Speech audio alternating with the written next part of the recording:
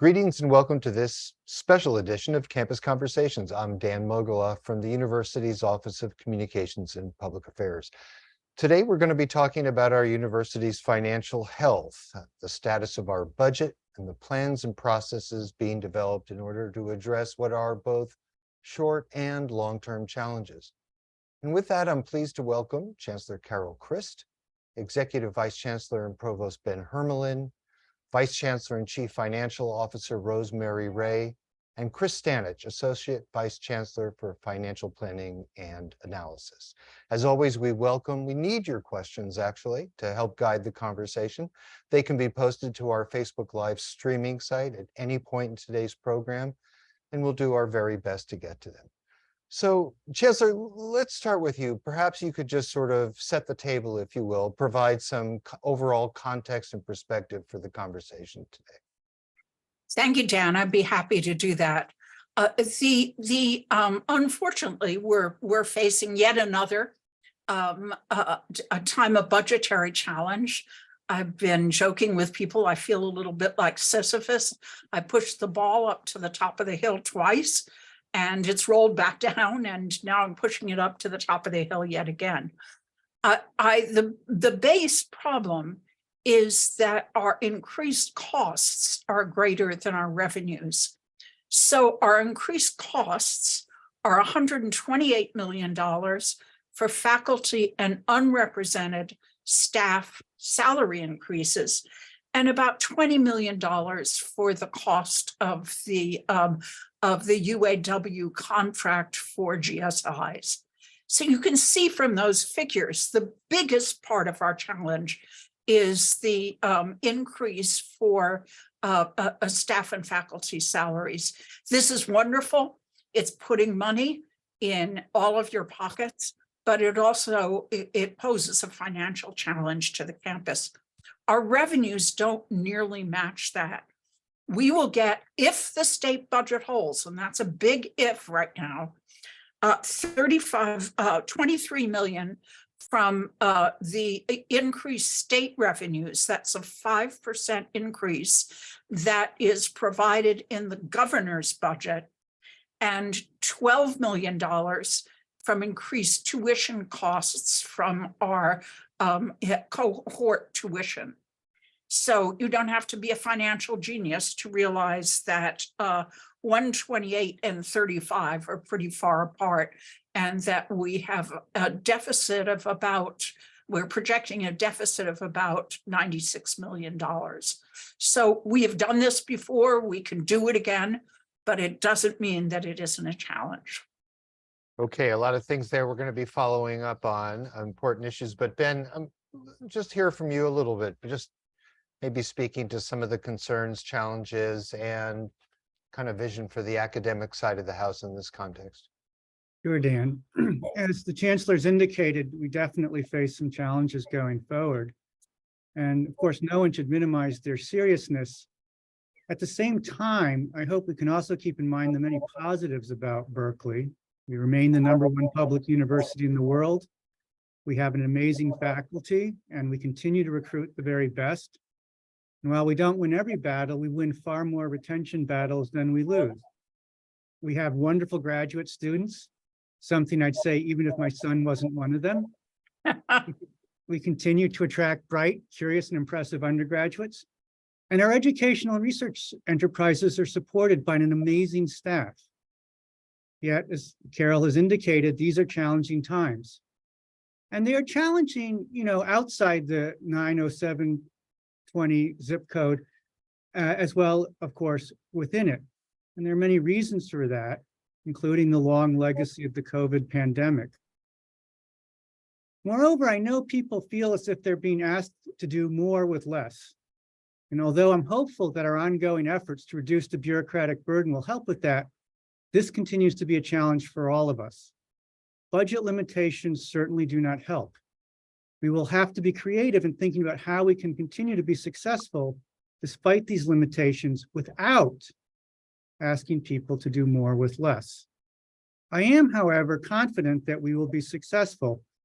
The Chancellor referred to Sisyphus, one of the advantages of having been at Berkeley for 35 years is I've seen many such periods of tough budgets. Yet Berkeley has continued throughout this 35-year period, not only to remain excellent, but to improve and become even better.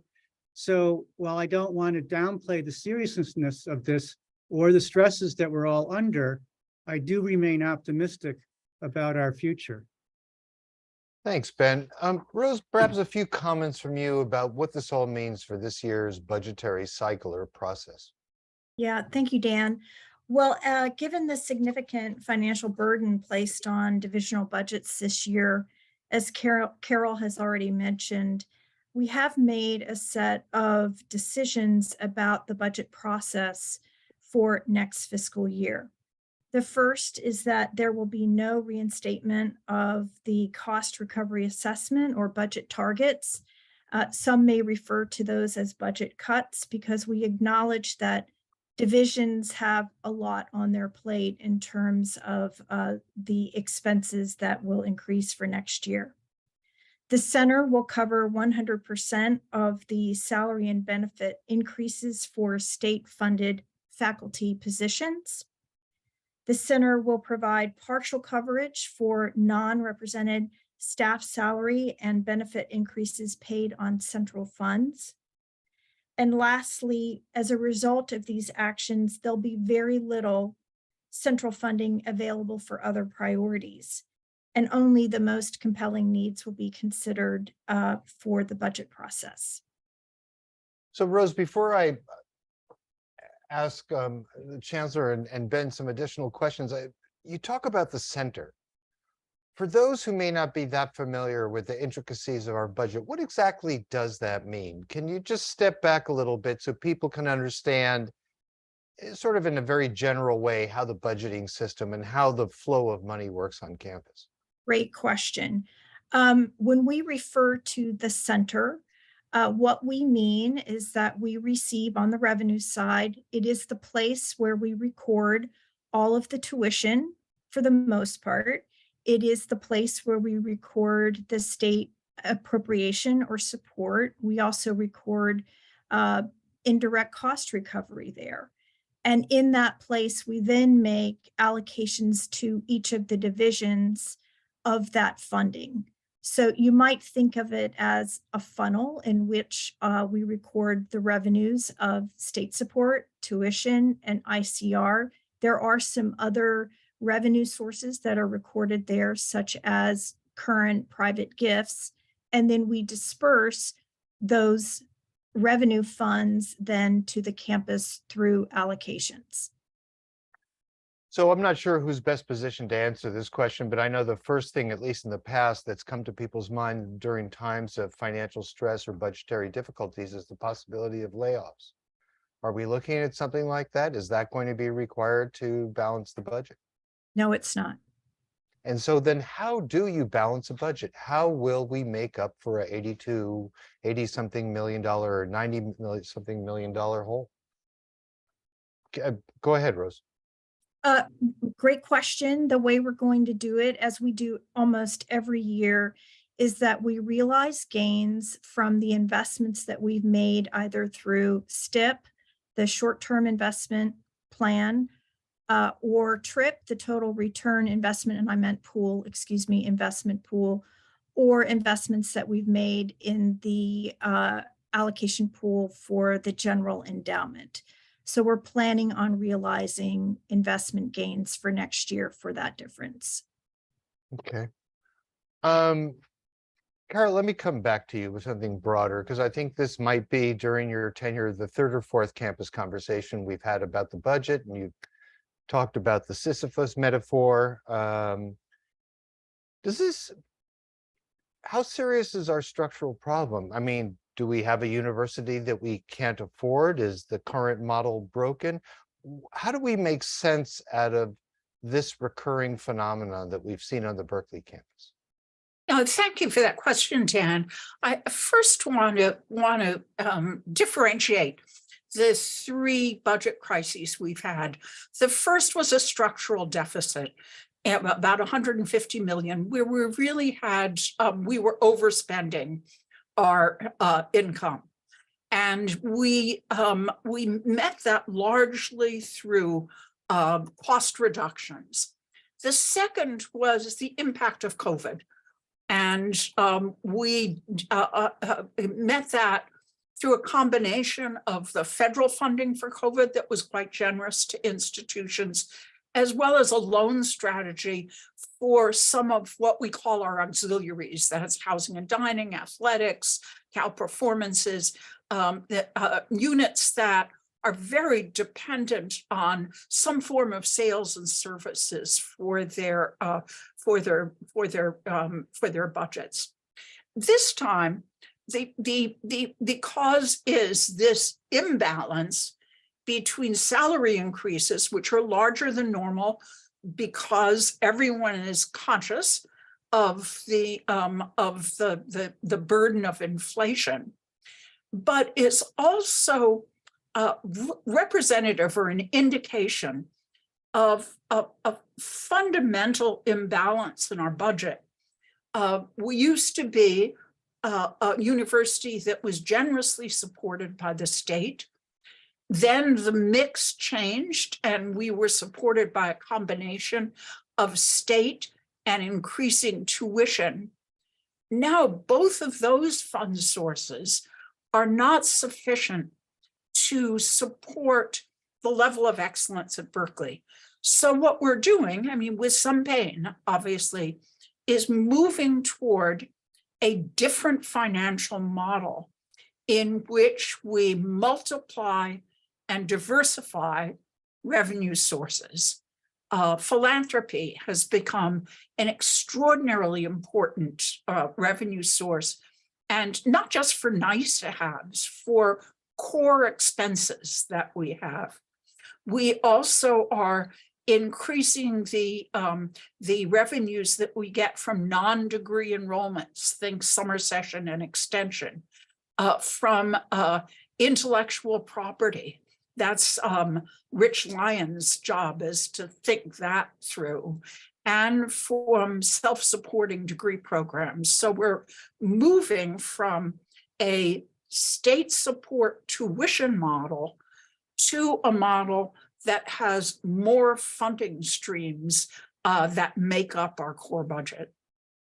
Thank you, Ben. I'm going to come to you to ask a little bit more about these plans and the initiative for the future. Before I do that, I just want to welcome people who may have joined us late. It's a special edition of Campus Conversations. We're talking about the budget with the Chancellor, the Provost, our CFO, and Chris Stanich, who's Associate Vice Chancellor for Financial Planning and Analysis. If you have questions, we'd welcome them. They can be posted to our Facebook Live site. So Ben, the Chancellor talked about a number of things that we're doing for sort of what sounds like a sort of fundamental transition or change in our financial model or plan or system that we have, and I guess that all falls under the rubric of what's being called the Financial Sustainability Initiative. If I've got that right, can you fill in some of the gaps there about what that's all about, how long it will take, and how it's going to work? Sure, Dan. So the Financial Sustainability Initiative has multiple parts. One is, of course, trying to think about how we can, as the Chancellor has said, come up with more revenues to cover what we want to do and support people in generating those revenues. So providing people with appropriate incentives so that they will generate those funds. Just to give a quick example, to create incentives for people to raise money for endowed faculty lines, we of course have to promise people that we won't reduce the number of state-funded lines we get. So part of thinking about the Financial Sustainability Initiative is broadly thinking about many types of incentives that we can put in place to make sure that people have the appropriate, appropriately incentivized to generate these revenues that we need through philanthropy, through degree programs, through IP, and so forth. The other part of the Financial Sustainability Initiative, though, is to try to make sure that our resources are going to where they are most needed.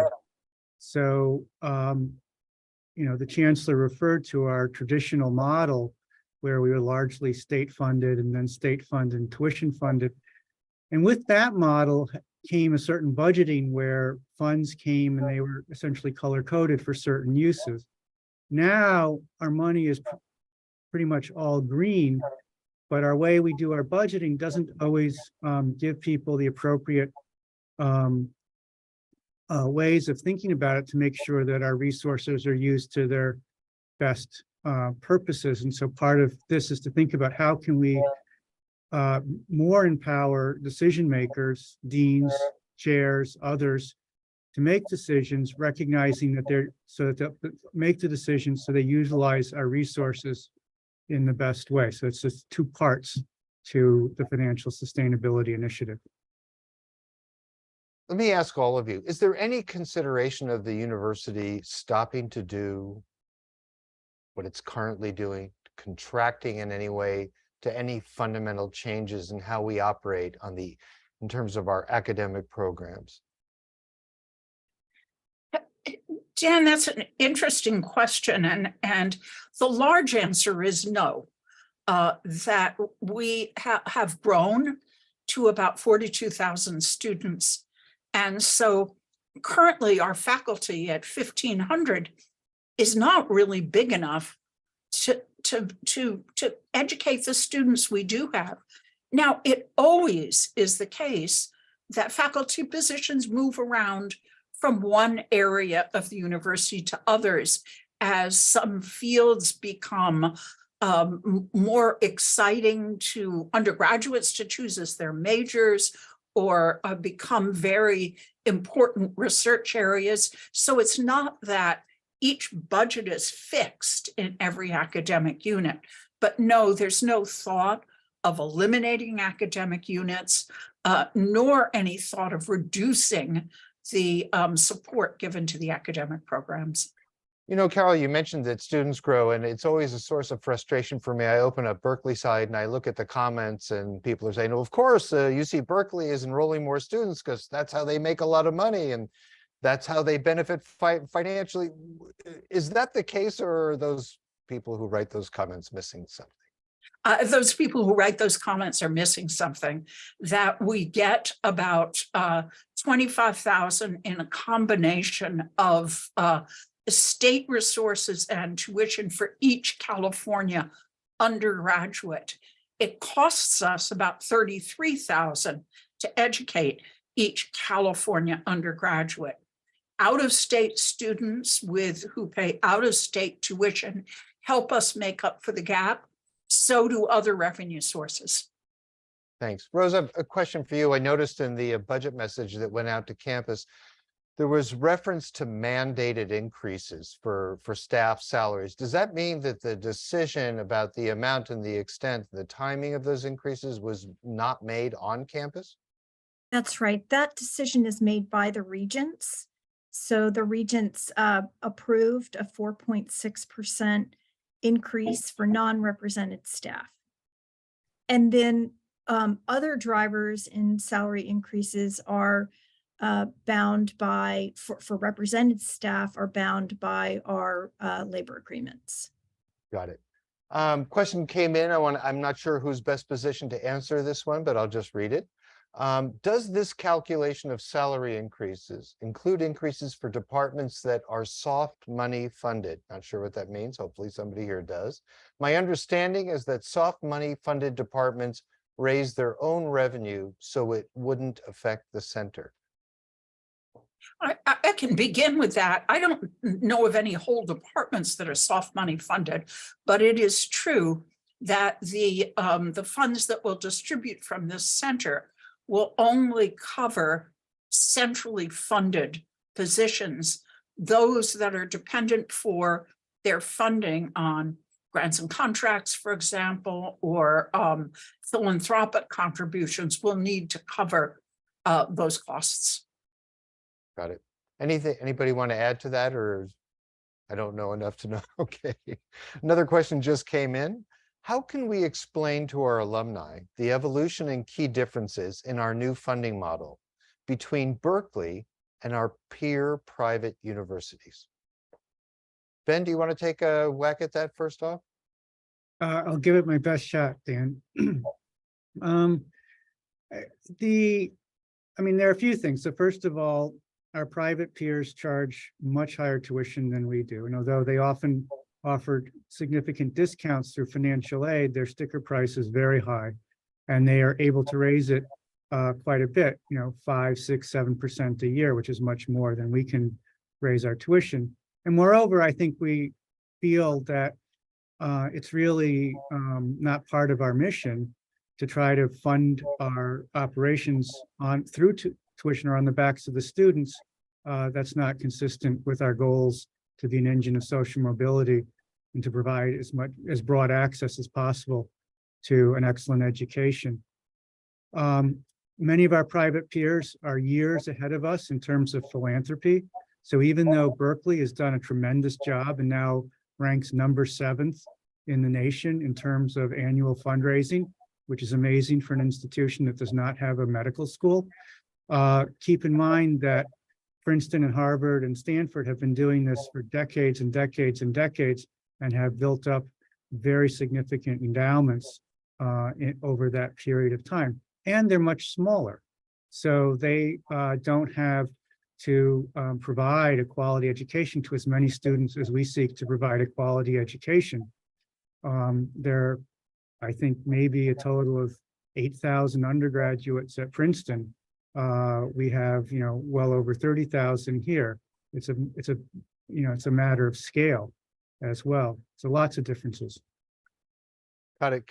Carol, I wonder if you want to add anything to that. Just thinking about stepping back about what differentiates us. What differentiates us is the access that we provide. We do education at scale. There's something that I've always really disliked about the US. There are many things that I've always disliked about the US News and World Report rankings, but one of them is that a very heavily weighted factor is how much you spend per student, with the assumption that the more you spend, the better the education is. And I believe that we should be trying to provide education to much larger groups of students and to try to do it as effectively as is possible within the resource base that we have. Private universities just live in a very different world. They have very fewer state restraints on what they do. The leading privates have very large endowments. And as Ben said, they're just a lot smaller. And the tuition increases, what was Stanford's tuition increase that it approved this year? I think 6%. 6 or 7, yeah. Yeah, that so the financial models are just entirely different.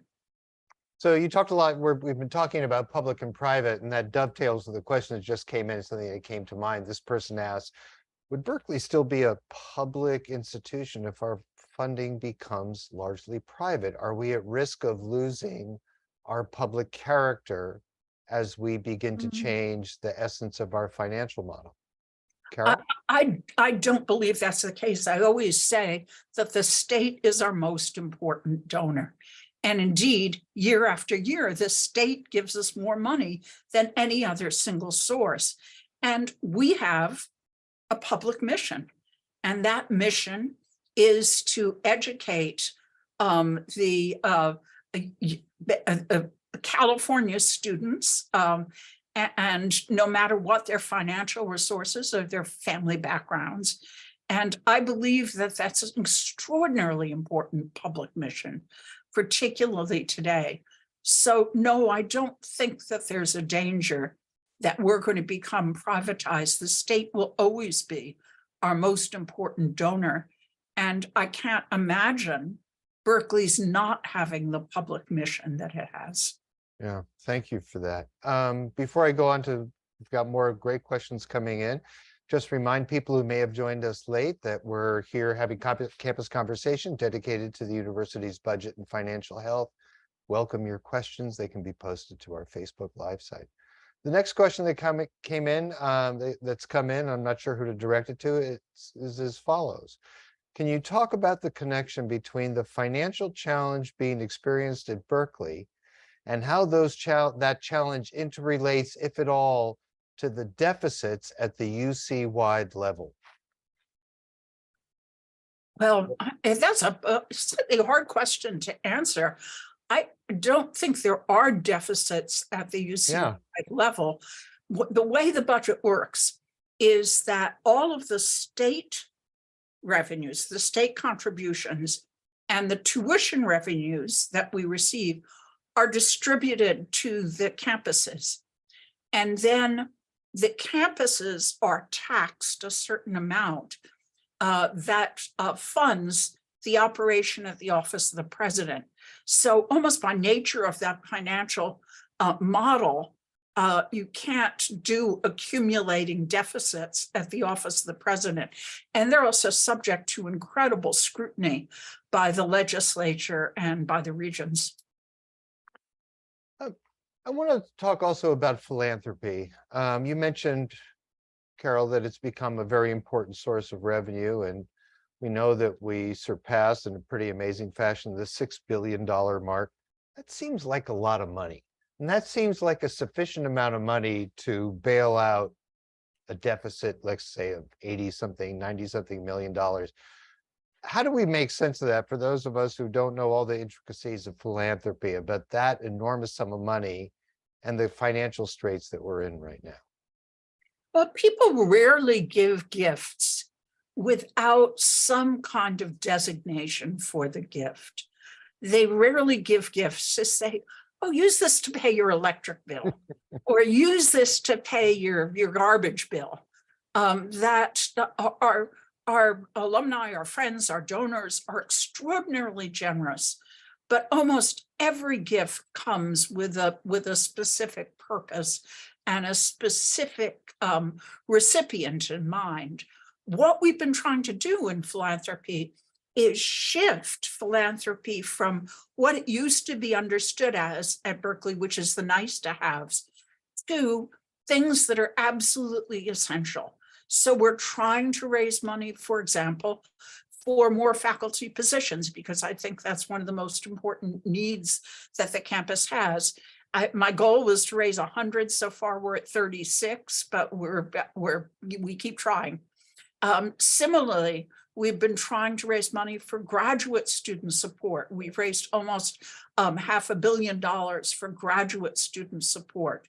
We've raised also about $500 million for undergraduate student support. Most of our buildings that have gone up recently have been financed by philanthropic support. So the real key is to try to fit donors' own desires for what they want their legacy to be, how they want their wonderful generosity and resources to be used, and what the campus's greatest needs are. Yeah, Ben, I see you have your hand up. Yeah, just to add to what Carol said, the other thing to remember is that people are giving to the endowment, and so it's not just cash that we can use. It's sitting in the endowment. We can only use the income from that, which is roughly 4%. And then again, as Carol's pointed out, many of those endowments are for specific purposes. We can't just use them to pay the electric bill, as Carol pointed out. Ben, let me follow up with you about something else. You know, as you sit down, as we're going to enter into what will probably be obviously will be a challenging, more challenging than anybody hoped, budgetary process. And you think it's a zero-sum game. You give a little more here, you have to find someplace else to take it away. What are the principles and values? What guides you in your thinking and your decisions as you approach that process? Well, the most important thing is preserving and expanding our excellence and providing access to that excellence. So those things that are part of our mission, our research mission, our teaching mission, and are key to it, those are going to be priorities. We want to be, part of being excellent is always looking to the future We can't stand still. We can't rest on our laurels. So we want to make sure that we're providing enough funding for the where fields are going for new areas of new innovation, for areas of change in pedagogy. So we want to make sure we have enough funds to invest, because if we try to stand still or simply just preserve in a kind of curatorial fashion what we have, we won't remain excellent. So it's also a trade-off between, preserving what we have, but also investing for the future. Carol, anything you want to add to that, or just your own sort of what you bring to that sort of decision-making table as you consider options, financial options for the year ahead? I think Ben has said it very well. Primary for me is the excellence of the faculty. And that's a place where we haven't cut corners. We've really tried to be very competitive in retention and recruitment, trying to keep our faculty and recruit the faculty that we want. And the second is access, providing the instruction that the students need. So what can people do? Is there an advocacy call to action? Is there a place to write letters to? For those who want to get involved and not just sit on the sidelines and hope for the best, what kind of options do they have? The most important thing that you can do is advocate to Sacramento. I said before, the governor's budget had a 5% increase in it for UC, because the state's revenues are coming in much lower than people anticipate. That there's been talk already in the legislature of reducing that to 3.5%, which would have a $7 million cost to Berkeley. So trying to keep our 5% and trying to keep the money that we have in the budget for capital projects is the most important thing right now. The budget season is now. Right now through June is the time when the governor and the two houses of the legislature, and then the legislature and the governor are negotiating the budget. So keeping our share as the governor proposed it is advocating for that is probably the most important thing that you can do. Great. Rose, I have a couple of questions for you. First of all, for people who are interested in understanding more about the campus's budget, which is a complex beast to say the least, is there a place on your website where you'd want to direct people? Do you guys have some sort of, what is it, a budget 101? Where would you direct people who want to understand more? We do. We have a budget 101 on the CFO website, and invite folks to take a look at that. We also will post the budget presentation for folks to look at some of the particulars of the things that we've talked about today. We're also more than happy. We would be delighted to attend divisional town halls, meetings with faculty, making ourselves available to any size group. We're already meeting with our students. We're meeting with the deans and chairs, cabinet, the academic senate. So I offer the invitation. We would be very happy to come and present, and even partner with your chief administrative officers or divisional finance leaders to better understand even the divisional budgets and the allocations that support the divisions. And beyond some of the things you talked about at the very beginning, for people who are involved in the budgetary process on behalf of their unit, their college, their school, will there be any other differences or changes as you see things right now that folks should start to think about and be prepared for?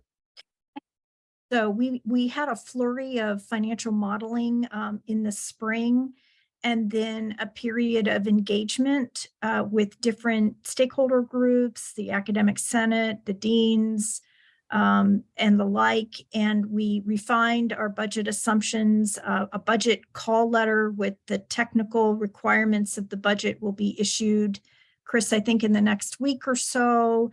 And folks will sort of bear down on their divisional budgets between now and June.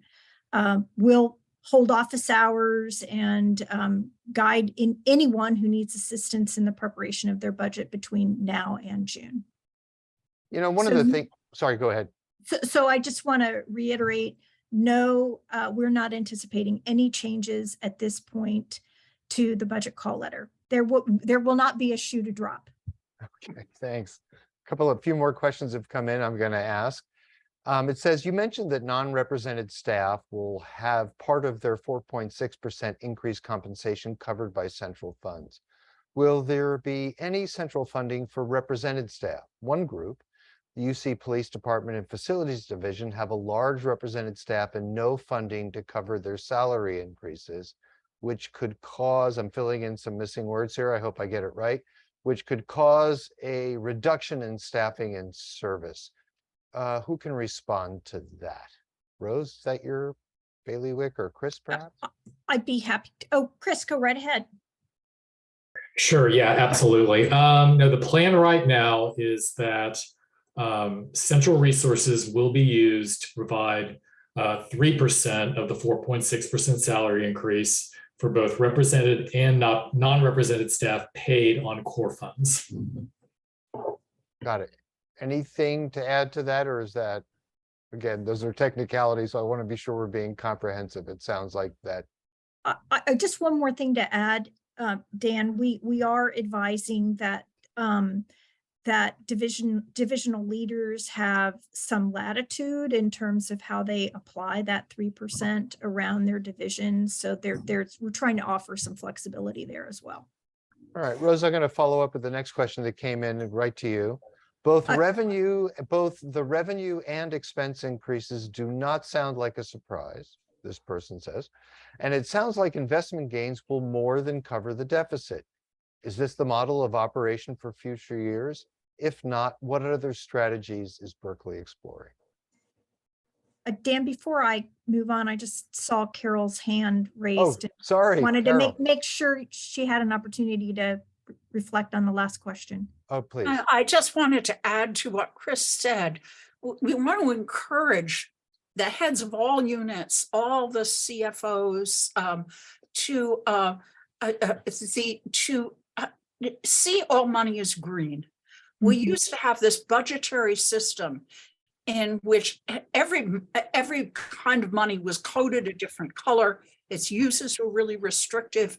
We're moving to a system that is indeed more like the privates, in which all dollars are green. So as individual units think about how they're going to cover their additional salary costs, they don't have to use the monies they get in the ways they're designated, but make the most of their resource base using all of their possible income streams.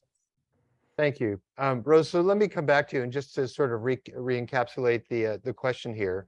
It sounds like this person is saying, well, this sounds okay. Well, you know, we have revenue and expense increases, but then we have investment gains that we can use to cover the deficit. Is that the way it's going to be going forward? And if not, are there other strategies that we're going to need to look at? No, I think it works in the short term, Dan. It's a strategy that we can use for 2, perhaps 3 years. But the difference is that if we anticipate that we have salary increases that are above the historical averages, so for many years, salary increases were, in the aggregate 1 or 2 percentage points lower, and we now assume that they're higher, the investment gains will not be sufficient in the long term. So I think it's really important as a campus for us to be thinking in a 5, 7, 10-year horizon. And in that horizon, it would not be sufficient, which is why the provost is leading the financial sustainability initiative. We have to start preparation for our longer term financial security, that 5 to 7 to 10-year outlook.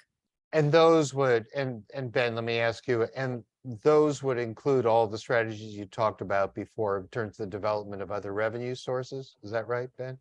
That's correct. Got it. Next question.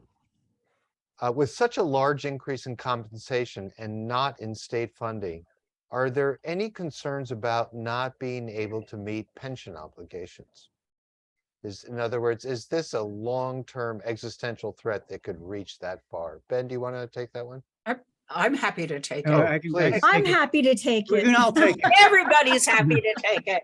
I mean, the short answer is no. There's no, I mean, the pension fund is under a very different system. It's controlled by the Office of the President. They invest funds.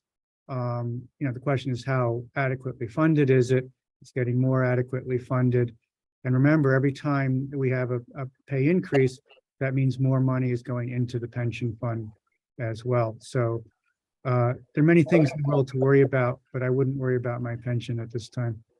Got it. Carol, did you want to add anything to I that? couldn't agree with Ben more. The regions watch the pension fund like hawks, and it's walled off from all the other expenditures. It's never rated. And they spend several in-depth sessions a year assessing how adequately it's funded. So that's not something to worry about. All right, now I know how to get everybody animated. Just use the word pension. So we've kind of run through what were some really good probing questions, but before we wrap up, what's next? I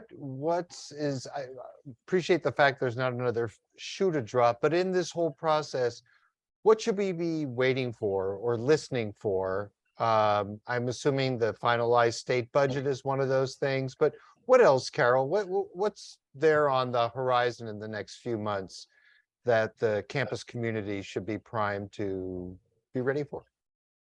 Thinking hard about other revenue sources, thinking hard about continued success in raising money for faculty positions, for graduate student support, thinking hard about ways in which we can increase the revenues from our intellectual property, ways in which we can increase revenue from summer session and university extension. So at the same time, advocacy with the state is the single most important thing. We also need to be thinking about our other sources of revenue. All right. I want to give you each just a chance for a few closing thoughts. Rose, let me just start with you, a wrap up of kind of things that you'd really hope people take away from today's conversation. I hope what folks hear is that we're able to address our shortfall, the difference between our revenues and our expenses, that we are acting in a prudent and responsible way as a campus, and that we have such a bright and hopeful future, and that we are preparing for the financial sustainability of the campus over the next decade. Chris, you're down there in the budgetary trenches day by day. Yeah. What would you hope that people take away and understand as we go forward now? I mean, I think the most important thing I've been thinking about over the past couple of weeks is obviously there's not a great deal of money to spend next year. And we do have some significant financial challenges, but the money we are spending, we're spending on our people. I mean, our top priority is funding faculty and the salary increases there, as well as providing as much support on the staff salary and increases as we can. And those really represent the top priorities. Great. Ben, same question for you, just about hopes for takeaways and what you're going to be thinking about and concentrating on the months ahead in this context.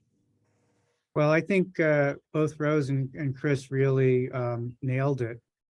Focus on people, focus on and not only just the paying people well and making a priority to keep the faculty, but also trying to make people's day-to-day working environment better. We know it's a stressful period. We know people feel under a lot of pressure, and so we're going to need to work on that to try to make things better for people. Hopefully we can reduce some of the bureaucratic burden that may free up some resources.